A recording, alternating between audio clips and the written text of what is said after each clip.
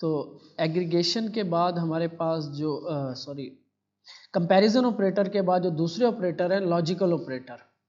ठीक है, logical operator 2-3 होते हैं, जैसे एंड, और, नॉर। ठीक है, एंड ऑपरेटर का आपको पता है कि एंड क्या होगा कि दोनों कंडीशंस ट्रू होनी चाहिए। कहीं पे भी एंड लगता है उसका मतलब होता है कि दो कंडीशंस हैं और वो दोनों की दोनों, दो या दो से ज्यादा ट्रू होंगी, तब वो रिजल्ट आएगा आपके पास। तो यहाँ पे एंड ऑपरेटर लग रहा है, जैसे कि यहाँ पे लिखा हुआ है कि डीबी प्रोडक्ट्स फाइंड करो एंड, और उसके आगे अरे लगी हुई है क्योंकि इसके अंदर मल्टीपल कंडीशंस जानी है। एंड प्राइस ग्रेटर देन 100 हो और कैटेगरी जो है वो इलेक्ट्रॉनिक्स हो, यानी कि ऐसी प्रोडक्ट्स लेकर आनी है जिसकी प्राइस 100 से ज़्यादा हो, ग्रेटर देन 100, और कैटेगरी इलेक्ट्रॉनिक्स हो। ठीक है, तो यहाँ पे मेरे पास प्रोडक्ट्स का एक पड़ा हुआ है, कैटेगरी इलेक्ट्रॉनिक्स। हाँ, इसी को देखते हैं, ये मैं आपको दे दूंगा डाटा, मुझे याद करवा देना। तो ये प्रोडक्ट्स का मेरे पास एक कलेक्शन पड़ी हुई है जिसके अंदर मेरे पास प्रोडक्ट आईडी है, प्राइस है, डिस्काउंटेड प्राइस है, क्वांटिटी है, कैटेगरी और रेटिंग है। ठीक है, तो इसके ऊपर हम ये ऑपरेशन परफॉर्म करते हैं, क्योंकि डाटा जब तक प्रॉपर नहीं होगा तो ऑपरेशंस भी सही तरीके से परफॉर्म नहीं होते। तो यहाँ पे मैंने आना है और यहाँ पे मैं यूज़ करता हूँ डेटाबेस टाइसर वाला, और इसके अंदर मेरे पास पड़ा हुआ है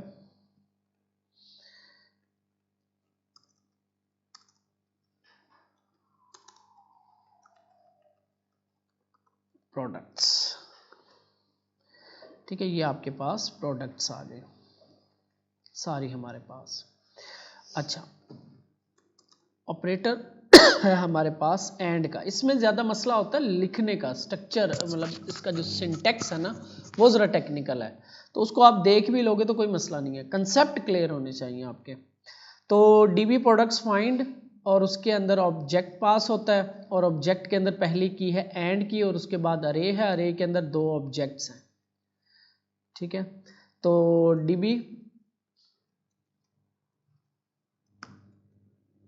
dB dot products dot find, और इसके अंदर हमेशा एक ऑब्जेक्ट पास होगा, इसके अंदर एंड कॉलन अरे, और अरे के अंदर मल्टीपल कंडीशंस 1 2 3 जितनी भी आपके पास। तो यहाँ पे मैं इसे कह रहा हूँ जी कि प्राइस जो है वो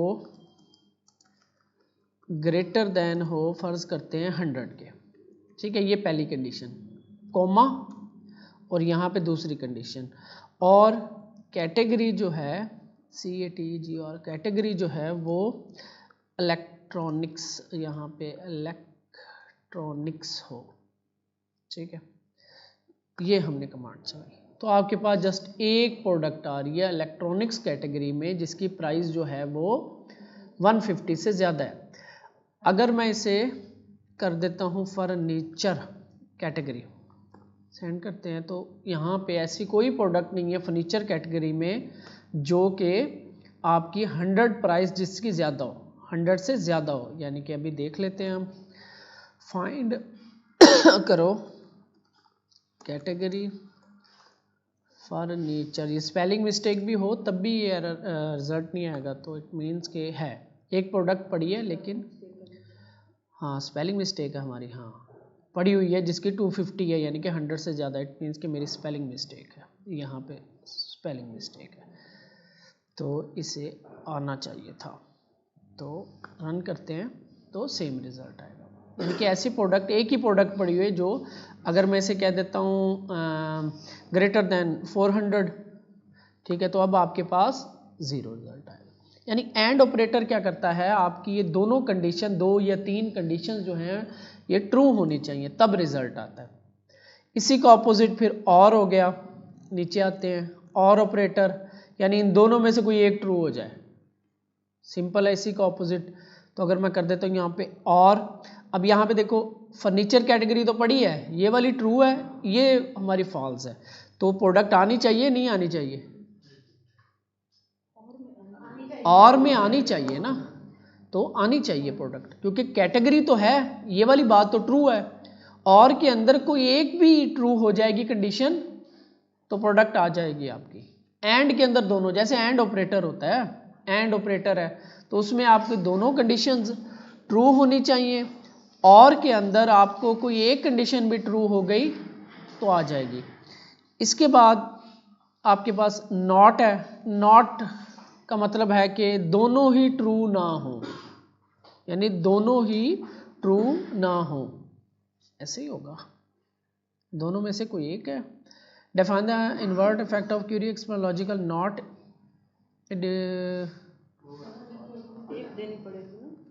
नॉट, हाँ एक देनी पड़ेगी इसमें। ये लिखने का तरीका वही ना, लिखने का तरीकाकार जो है ना थोड़ा सा। अब ये अरे नहीं आएगी, एक कंडीशन हमें देनी पड़ेगी। नॉट है, नॉर के अंदर दोनों आएंगी। तो यहाँ पे मैं कह रहा हूँ कि ऐसी प्रोडक्ट लेकर आओ जिसकी प्राइस 400 से ज़्यादा ना हो। तो हमारे पास ऐसे, अच्छा जी, operator if you are trying to unknown top level operator, तो यहाँ पे क्या गलती है जी हमारी, प्राइस, ठीक है। अब यहाँ पे देखो,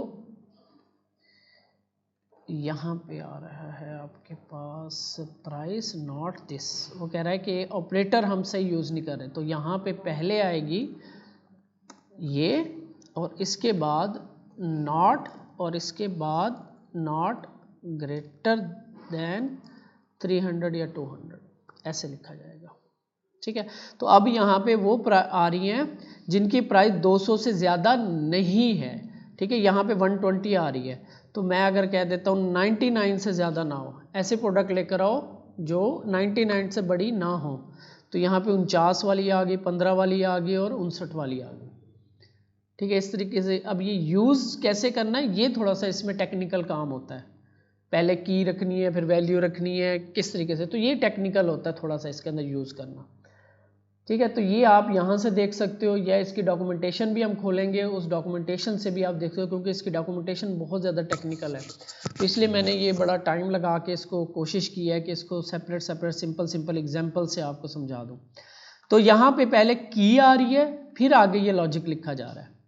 इसके अंदर क्योंकि यहाँ पे ये जो था और के अंदर क्योंकि मल्टीपल आने थे, तो पहले और, फिर अरे, फिर उसके अंदर की वैल्यू पेयर्स, ठीक है। तो ये लिखने का तरीकाकार, इसमें कंसेप्ट बस क्लियर हो आपका। नॉट क्या है जी कि इसके बराबर ना हो, यानी अपोजिट आ गया, ठीक है। और इन दोनों में से कोई एक भी ट्रू हो जाएगी तो आपका रिजल्ट आ जाएगा। और एंड का मतलब है दोनों ट्रू हों, दोनों कंडीशंस ट्रू होंगी तब आपका रिजल्ट आएगा। इसके बाद नॉर जो होता है, इसका मतलब होता है दोनों ही ट्रू ना हो, वो एंड का ऑपोजिट होता है तकरीबन। Define the combined multiple exception return element that do not match any of specified condition, ठीक है।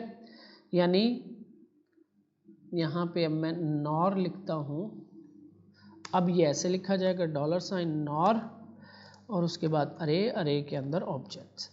मैं कहता हूँ कि प्राइस जो है, प्राइस जो है वो ग्रेटर देन 100, कोमा, और कैटेगरी जो है वो क्लॉथिंग। तो यहाँ पे ये दोनों कंडीशन फॉल्स होनी चाहिए। नॉर का मतलब है दोनों कंडीशंस फॉल्स, ये एंड का ऑपोजिट कह लो आप, तकरीबन एंड का ऑपोजिट बनता है। नॉर का मतलब होता है ये भी फॉल्स हो कंडीशन और ये भी फॉल्स हो। तो यहाँ पे आप देखो कैटेगरी भी नहीं आई क्लॉथिंग वाली, और प्राइस भी ग्रेटर देन 100 नहीं आया कोई ऐसी, यानी बुक्स में या किसी भी कैटेगरी में आपको 100 से ज़्यादा वाली प्राइस नहीं आई, यानी दोनों ही फॉल्स होनी चाहिए, ठीक है। नॉर के अंदर होता है कि दोनों ही फॉल्स होनी चाहिए, यानी मल्टीपल फॉल्स करना हो हमने, तो मल्टीपल फॉल्स करने के लिए हमें नॉर ऑपरेटर यूज करते हैं। इसी तरह अगर मैं इधर एंड कर दूंगा तो इट मीन्स कि दोनों ट्रू होनी चाहिए। तो ऐसी कोई प्रोडक्ट नहीं है जो ग्रेटर देन 100 और क्लॉथिंग कैटेगरी में हो, ठीक है। तो मे बी मैं अगर 10 कर दूं तो शायद अब आ गई। तो 59 प्राइस वाली एक प्रोडक्ट थी, यानी कि दोनों कंडीशंस ट्रू होंगी तब ये आएगा। और नॉर के अंदर क्या होता है कि दोनों कंडीशंस फॉल्स हों तब रिजल्ट आएगा। तो ऐसी कोई प्रोडक्ट नहीं है जो कैटेगरी क्लॉथिंग ना हो जिसकी और प्राइस भी ग्रेटर देन 10 ना हो। होनी चाहिए 100। कंडीशन ट्रू हो गई होगी, कोई आ गई होगी, तो दोनों फॉल्स होनी चाहिए। बस ये एंड का ऑपोजिट है, इतना ही समझ लो इसको। तो ये जो चीज़ें हैं ये बेसिक्स इसकी हैं। इसके बाद है एक्सप्रेशन। हाँ, एक्सप्रेशन में क्या होता है कि हम दो फील्ड्स के दरमियान में कोई कंपैरिजन कर रहे हो, दो फील्ड्स के दरमियान में। अच्छा, एक चीज़ याद रखनी है, मैं यहाँ पे आप देखोगे प्रोडक्ट्स आ रहा है, एक्सप्रेस कीवर्ड ग्रेटर देन हो प्राइस कॉस्ट से।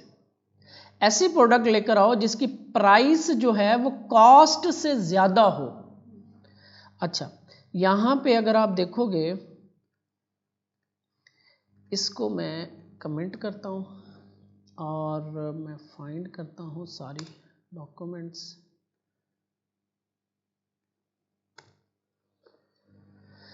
तो यहाँ पे प्राइस और प्राइस है, क्वांटिटी है, यहाँ पे हमारे पास कॉस्ट नहीं है, तो हम किसी और के साथ कर लेते हैं।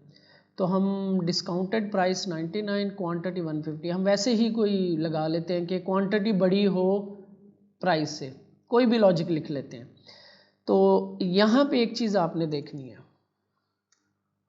db.products.find करो, ठीक है, ऐसे, और क्या था, एक्सप्रेशन $EXPR एक्सप्रेशन, और यहाँ पे हमारे पास आ रहा है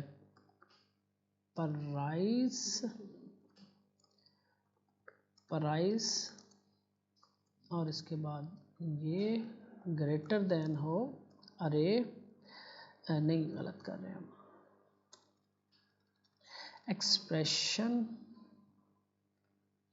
एक्सप्रेशन ग्रेटर देन हो प्राइस कॉस्ट से, ऐसे आएगा।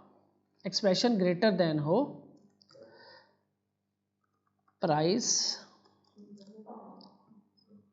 क्वांटिटी से, $QUANTITY, यानी ऐसी प्रोडक्ट्स ढूंढ के लाओ जिसकी यहाँ पे ये पहला स्टार्ट हुआ, ये ख़त्म हो गया, तो ये पहला ख़त्म, ये नहीं आएगा। देखते हैं पहले क्यूरी सही है हमारी, आ गई। तो ऐसी प्रोडक्ट ढूंढ के लाओ जिसकी प्राइस जो है वो उसी की ही फील्ड जो क्वांटिटी है उससे ज़्यादा हो, यानी 80 क्वांटिटी और 250 इसकी प्राइस है। इसी तरह greater than, less than use कर सकते हैं। ये ऐसी प्रोडक्ट ढूंढो जिसकी प्राइस जो है वो क्वांटिटी से कम हो। तो ये 120 इसकी प्राइस है, क्वांटिटी इसकी 150 है, ठीक है, 49 इसकी प्राइस है, क्वांटिटी इसकी 200 है, तो ये वो वाली प्रोडक्ट्स आ गए। अब यहाँ पे एक चीज़ जो समझने वाली है ना, वो देखो, अब यहाँ पे मैंने जो की है ये ऐसे ही लिखी है, लेकिन यहाँ पे ये की के साथ $साइन लगाया है। जब भी की एक्सप्रेशन के राइट साइड पे आएगी ना, तो उसके साथ $साइन लगेगा राइट साइड पे। जब ये लेफ्ट साइड पे होगी तो इसके साथ $साइन नहीं लग रहा होगा 99% केसेस में। जब राइट साइड पे रख रहे होते हैं तो हम उसकी एवेल्युएशन कर रहे होते हैं, हम उसकी वैल्यू ले रहे होते हैं। यहाँ पे देखो प्राइस क्वांटिटी क्या है, प्राइस का मतलब है 49 रुपये और क्वांटिटी का मतलब है 200, यानी कि इसकी वैल्यू के साथ चलना है हमने। अब यानी हमें $साइन लगाने का मतलब है कि यहाँ पे मुझे उसकी जो वैल्यू है 49 और उसकी जो क्वांटिटी है 200, अब उसके दरमियान में आपको लॉजिक लिखना है। यानी कि जब भी हम राइट साइड पे आ रही होगी ना एक्सप्रेशन के, तो उसके साथ $साइन लग रहा होगा वैल्यू लेने के लिए, कि हम इस की वैल्यू के साथ कुछ करना चाह रहे हैं। बस ये फर्क है। लेफ्ट साइड पे हम बता रहे हैं कि प्राइस बड़ी हो इससे, हम इसकी वैल्यू के साथ कुछ लॉजिक नहीं लिख रहे, जस्ट हम आगे एक्सप्रेशन यूज हो रहा है। यहाँ पे एक्सप्रेशन के साथ इसका लॉजिक भी लगा हुआ है, या ग्रेटर देन हो। और इसका बस कंसेप्ट ये है कि जब ये राइट साइड पे आ रही होगी ना किसी एक्सप्रेशन के, तो आपके पास ऑपरेटर के, तो आपके पास डॉलर साइन में आएगी कि ये प्राइस जो है ये इसको कहा जा रहा है डॉलर साइन प्राइस, कि इसकी वैल्यू दो मुझे, उस वैल्यू के आगे फिर काम हो रहा है, ये आपने ध्यान रखना है। तो यहाँ पे ये लेफ्ट साइड पे है तो ये बगैर इसके है, तो ऑलमोस्ट मुझे तो यही समझ आया कि मोस्टली इस तरीके से ही करता है ये। राइट साइड पे आम वर्ड में आपको समझा रहा हूँ, अदरवाइज ये एक्सप्रेशन आता है, जब ये एक्सप्रेशन काम करेंगे, जब हम उसकी वैल्यू के साथ काम करेंगे तो हम डॉलर साइन लगाते हैं की के साथ, ठीक है। तो ये एक्सप्रेशन है कि हम कोई यहाँ पे से अपन defined allow the use of aggregation expression, ये एग्रीगेशन एक्सप्रेशंस हैं। एग्रीगेशन होता है कुछ कैलकुलेटेड डाटा, तो ये कैलकुलेटेड डाटा है, कुछ जमा तफरीक हो रही है, जमा इसकी भाई ये प्राइस है, ये बड़ी हो इससे, छोटी हो इससे, कुछ ऐसे ना एग्रीगेशंस आगे हम देखेंगे एग्रीगेशन क्या है। क्यूरी के अंदर aggregation it can compare fields and values within some document, ठीक है। Purpose to perform a comparison between fields and values within same document, same document के अंदर, सेम डॉक्यूमेंट के अंदर। ये सेम डॉक्यूमेंट की बात ये है कि इसी की प्राइस का इसी की ही क्वांटिटी के साथ कंपैरिजन हो रहा है, इसी की प्राइस का इसी की क्वांटिटी के साथ कंपैरिजन हो रहा है, सेम डॉक्यूमेंट के अंदर, किसी और के साथ नहीं हो रहा, अपने ही डॉक्यूमेंट के अंदर कंपैरिजन हो रहा है इसका, ठीक है। तो ये आपका एक्सप्रेशन से होगा इस तरीके से, इस तरह का कोई काम करना होगा हमें, तो हम सेम डॉक्यूमेंट के अंदर ही कोई हमने कोई लॉजिक लिखना होगा कि ये इससे बड़ी हो या इससे छोटी हो। कोई ऐसे आ जाए कि प्राइस है, प्राइस दो तरह की है, डिस्काउंटेड प्राइस है और नॉर्मल प्राइस है जैसे, तो ऐसी कोई प्रोडक्ट है जिसकी डिस्काउंटेड प्राइस से ज़्यादा, हालांकि होगी तो नहीं ऐसे, तो ऐसा कुछ हम लॉजिक लिखना चाह रहे हो तो आप इस तरीके से लिख सकते हो, ठीक है। तो सेम डॉक्यूमेंट के अंदर अगर आपने यूज करना है, ये आपके हैं कुछ लॉजिकल ऑपरेटर। और एक और है रेगुलर एक्सप्रेशन, हमने पढ़ा था, ठीक है ना। सर्च करवा, नेम सर्च करो जो स्टार्ट हो रही हो स्मार्ट से, और ऑप्शंस के अंदर आई लगा देते हैं कि इनसेंसिटिव हो जाए, यानी स्मार्ट का एस स्मार्ट कैपिटल है, स्मॉल है, तो दोनों जो है मैच हो जाए। अगर आप ये ऑप्शन नहीं लगाते तब एस स्मार्ट जो है वो स्मॉल के साथ ही मैच होगा। इसके बाद है फील्ड्स ऐड करना, अगर आप कोई नई फील्ड ऐड करना चाह रहे हो, ठीक है, तो ये एग्रीगेट के अंदर जाके आएगा, लेकिन इसको हम पढ़ेंगे आगे चल के। ये आपका टॉपिक है, मैं इसको